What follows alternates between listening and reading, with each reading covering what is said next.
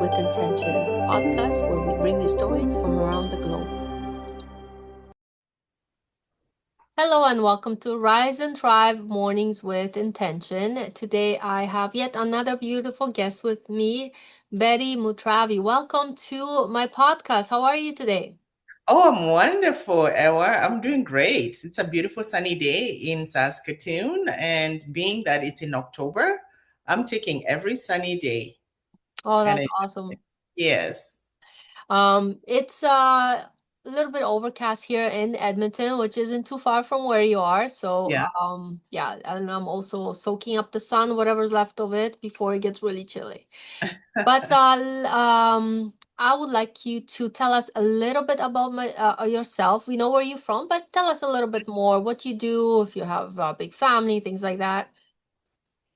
Well, where do I start? I'm an executive coach and a leadership expert, and I work with organizations to improve cultures of accountability and flourishing.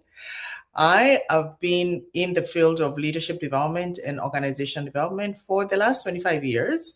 Worked as an OD consultant and then became a senior leader in public organizations, and then became a global coach and consultant in the area of leadership and systemic team coaching and equity, diversity, and inclusion. I was born in Kenya and I relocated to Canada about, I would say, 30 years ago. And my husband and I are blessed with three wonderful children. They're not children anymore, actually. They are young adults. They're adulting, other than the last one, 31, 30, and 21. And yeah, we've made our life in Saskatchewan. We love it here. And we go home to Kenya almost every year just to visit our aging parents. So we can say that we are very active dual citizens of Kenya and and Canada. But nowadays it's global citizenship because we find ourselves traveling to many countries. And as someone who's engaged in a global business, I have the opportunity and curiosity to truly travel in very different countries. Wow, that's amazing and so inspiring. So can't wait to hear more. So let's jump right into the two decades that you've been helping leaders and teams thrive. What Mhm. originally actually inspired your journey into leadership, coaching, and transformation? Wow. So I had a degree in education from University of Nairobi. And when I relocated to North America, I needed to take, further education to get into teaching. And since we relocated from Guelph, Ontario to the US back to Saskatoon, I was required to do that in every jurisdiction. So at one point I applied to join an organization called Leadership Saskatoon, which was an organization that was created to foster community leaders. And that was my first experience in a formal leadership program. And when I was going through that program, I just connected. I connected with the fact that this is adult education. So I would be transferring my skills, from teaching kind of kids, high school kids, and then getting into adult education. And the essence of my passion was to truly help people be the best that they can be, for them to lead their best lives, for them to tap into their potential. So it just seemed like a great transfer of skills now in adult development and then doing what my desire was even in education. So that's where my passion was ignited. I took a master's degree at Royal Roads, specializing in leadership, and then again took an executive coaching program both at Royal Roads, and now I'm taking a PhD program again on leadership. So it is a subject matter that I perceive to be common sense, but it actually has a theory of practice. So that is, I like combining the practitioner side of me and the scholar side of me, so that when I'm serving clients, I can actually help them with empirical evidence and things that have been tested and tried and are truly true, because there's a lot of fads in the leadership space. So that's really my passion, is to use my practitioner experience and my scholarly evidence to help organizations and individuals be the best that they can do and have a real influence and impact in the world. Wow, that's amazing. So, how do you define transformational leadership in a world that is changing faster than ever before? Mm, that is a very good question. And when I think about transformation, I guess the example or the metaphor that I like to use is the one of a caterpillar, right? It is a worm, it gets into a cocoon, and it gradually transforms in this beautiful butterfly. So just like, the caterpillar goes through that process, transformation always happens through that process. In my research, I found that actually the complexity that we are facing today in this very dynamic environment is the catalyst for transformation. And because we are coming up against, the fourth industrial revolution, there's a lot of digital upheaval that's disrupting how we have worked. The opportunity now is to really go inside and tap into all the potentialities that we have. So that is a process of reflection, is a process of naming what your particular strengths are, and naming all the life experiences that have brought you to this point that can position you to actually be innovative and go deeper. Because I think, disruptive technologies like artificial intelligence are helpers. They don't limit our own potential. So it's a process of truly using those, I guess, disruptors as catalysts for trying something, getting inside ourselves, opening up our creative potential, bringing other collaborators alongside with us so that we can transform. We can actually create something that is value added, something that helps humanity, advances whatever passion that you have, but truly can be a place of real fulfillment and flourishing instead of languishing and feeling like we are defeated by the winds of change and upheaval. Wow. So, to integrate both research and lived experience in your work, to Mhm. narrow it down maybe a little bit, how does this blend of scholarship and practice shape your coaching approach? It shapes it in very significant ways. So, coaching by essence is you create a space where a leader or coachee can be authentic, can be able to have the reflective space to think about everything that they are up against and get unstuck. So we always say, you want to get someone unstuck. So part of that is confronting the mindset that could be a limiting mindset, right, to getting them to the next level. Essentially, coaching is not the coach telling the client what to do, but is helping create the environment where the individual can actually tap into their untapped resources and also overcome the limiting belief, or which could be imposter syndrome, fear, really spread out thin. And I use my lived experience as someone who's seasoned in this field to evoke some of that awareness. Right. So Mhm. everyone has their own story, everyone has their own path.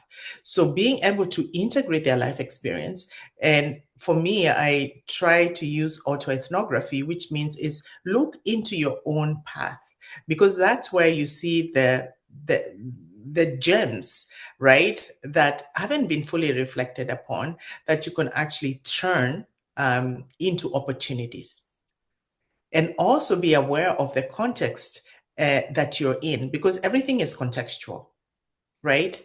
And understand what the environment, what the system is, is informing you, and how you can go ahead. So in systemic team coaching, we usually go future back. So what is the future calling us to be?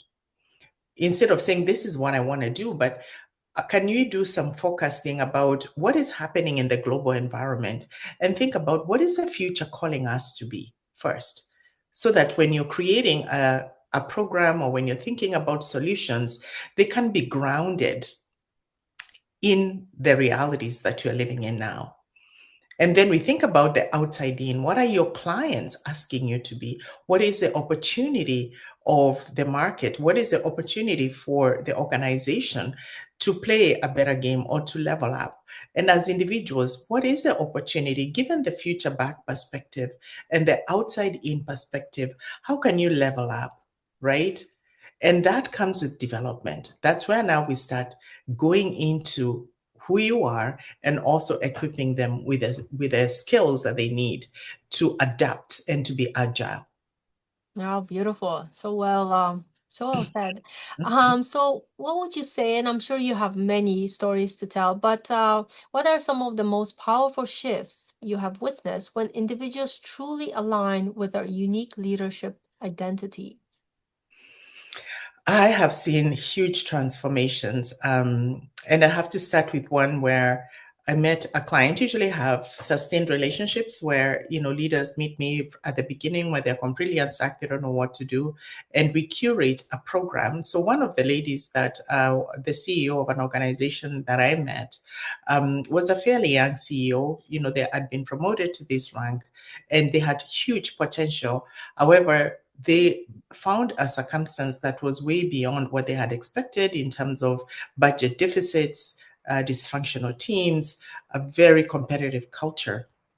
And through our conversations, they were really able to tap and ground themselves on who they were, despite the fact that they were a demographic that was encountering a lot of resistance, from external stakeholders.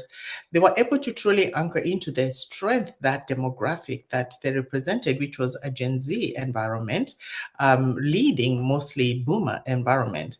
And think about what is the value add? What can I do and how can I present and show up in this environment in a way that is completely authentic, as well as helping influence the other mindsets that could be resisting myself, maybe due to experience or age. And fast forward 2 years ago, they have met all their financial metrics. They have transformed the organization into a culture that is extremely empowered and empowering. They have increased their impact from the services that they used to and collaborated with key stakeholders that will continue to expand their relevance and impact into that community and beyond. So that is the power and of partnering with specific leaders to show them that what they perceive may be limitations could actually be turned to strengths. And just to see the confidence of this young CEO and the kind of influence and impact that she's having in our organization is one of the many examples that I see every day. Wow. So it's very inspiring, everything you said. So thank you so much for that. Now I want to shift a little bit to something different, which congratulations on becoming a collaboration author in the book that actually just launched last week, I believe. The Yes, and it's Passion. an international bestseller. Congratulations. So it's called Passion, Purpose, and Possibility. So congratulations again. Can you share what inspired you to contribute to this project? Please tell us. Wow, it just seemed to resonate. The words passion, purpose, and possibilities. I'm like, that is a book that I need to contribute in because my practice is all about evoking and igniting the passion people have. The passion really helps you overcome so many limitations. If you're not connected to purpose and passion, it is very hard to be able to maximize possibility and potential. And I had actually authored my story in a different book called Courage, Change, and Faith, Inspiring Stories of Black Women Leaders. And incidentally, the chapter of my book was Passion, Purpose, and Potential.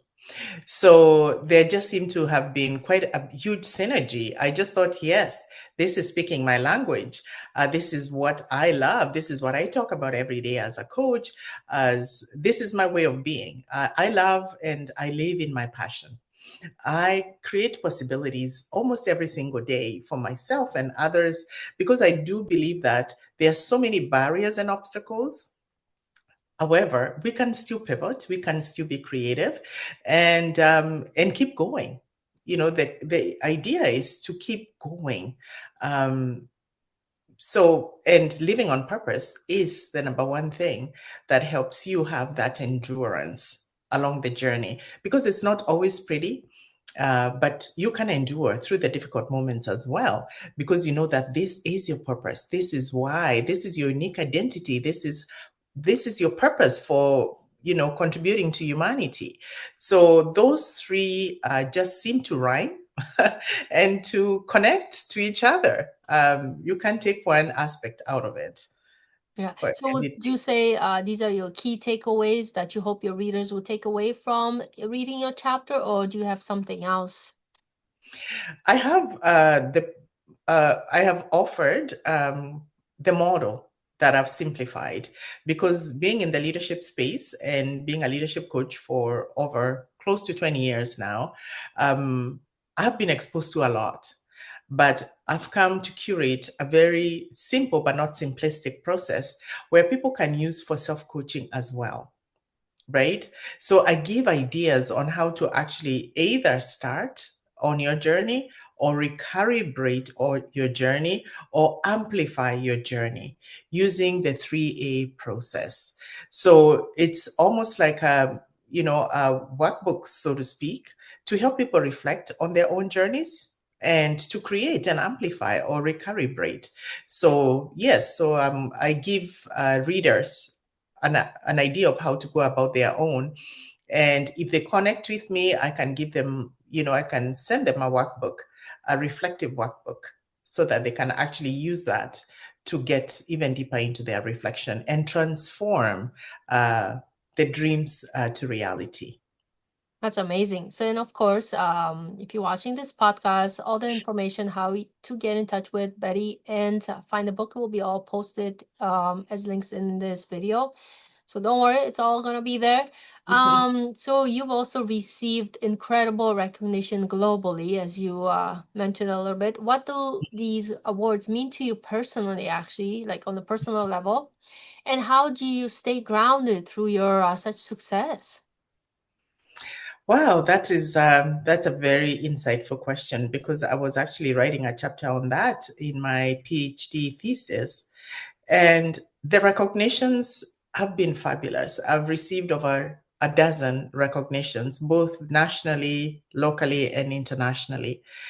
And what for me, they signify that living on purpose and activating your passion works. When I came, I had to start over, but I believed in myself and I had faith in the providence that is there. I have an abundance mindset. So again, it goes back to mindset, right? I talk about the mindset that I decided to adopt when I came here is one of, I'm not going to listen to everything that women with my social identities, I'm a female, I'm a Black woman, I'm a minority. I just refuse to adopt that mindset. I decided to say, you know what? I think there's something here for me I can add value to. And that mindset, according to one of the scholars called Keegan, is called a self-authoring mindset. So how do you actually author your own destiny? And that is a process that I am grateful for. And I'm grateful for everyone who's helped me on this journey, because you never get that level of success on your own. So those awards are really a reflection on the people who came alongside me as mentors. And my husband has been extremely supportive in this journey, because it takes sacrifices. My former bosses who truly saw the potential and were able to give me, huge responsibility, and I was able to prove them right. My community of friends that is always there, circle of support, my children who are my inspiration. Because when I think about the next generation, I think about, yes, I need to inspire them. I need to help them see that they have a journey. Despite them being minorities, they can actually also, ignite their passion and their potential and add value in this community. It is ours, and we all have to contribute to. So those awards are a recognition that having the right mindset works. Mm-hmm. And that's why I was passionate about coming to this uh, podcast, because I talk a lot about mindset, because it is the mindset Yeah. that really helps you see the possibility or decide that possibility is not for you. And the fact that I was recognized for the different initiatives that I have been able to successfully initiate and execute, it is a testament to the power of having the right mindset. So it is affirming. I affirm, and I'm so grateful for everyone who has been supporting me. I stand on the shoulders of very many supportive people, and mostly to God. I'm faith-based, and I do believe that just being able to partner with God on this journey has given me a lot of favor and a lot of wisdom in terms of what I need to do to be able to understand when is the Kairos moment. And that means when is the opportune moment to get on some initiatives. And some of that I cannot credit myself. I do have to credit God, who is my higher power. Wow, that is so well said, and it's true. If like thing that popped up to in my mind is if you don't have it, build it, and if you already have it, make it rise and build Yeah. something even better. So such profound wisdom right there. Thank you for sharing that. So Thank you. Fanny, what advice would you offer to our listeners who are ready to rise, lead, and thrive with more purpose and impact in their own lives? I would say a lot, but the two things that are becoming very clear to me is, especially at this very disruptive age, we need to get inside first, right? Pause, get inside yourself, get a thinking partner, someone who is going to challenge your thinking and help you rise beyond what you think is possible. And then figure out what strengths do you have, and look at, scan the environment, do that environmental scanning. And what I talked about, future back, outside in, think it from that perspective. How do my skills right now, how do my strengths fit into the bigger picture, and how do I partner with these rising technologies to actually amplify my impact? So it is more from a very strength-based perspective, but it first starts from going within and then without. So you're thinking really about how do you achieve that mindset that says there is enough here for everybody, Hmm. and I'm going for my share of abundance. Wow. Not have that limiting belief. And sometimes when we're just in ourselves, we can get lost, right? There's Oh so yeah. much to sift. And that's why, people enlist me as a coach, because I can help them overcome those mindsets. I can help them actually craft a path of fulfillment and flourishing, because fortunately, I've been through that path. I'm still going through that path, and I know it works. I'm not talking from theory, right?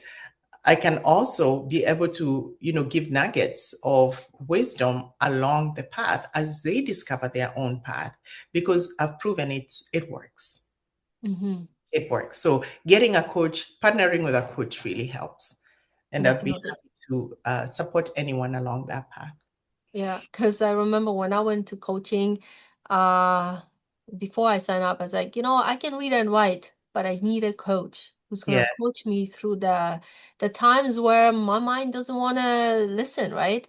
And yeah, that's exactly what happened. I got coach, I got another one. It depends what you're working on, and yeah, it helps tremendously. So thank you yes, for it sharing does. that.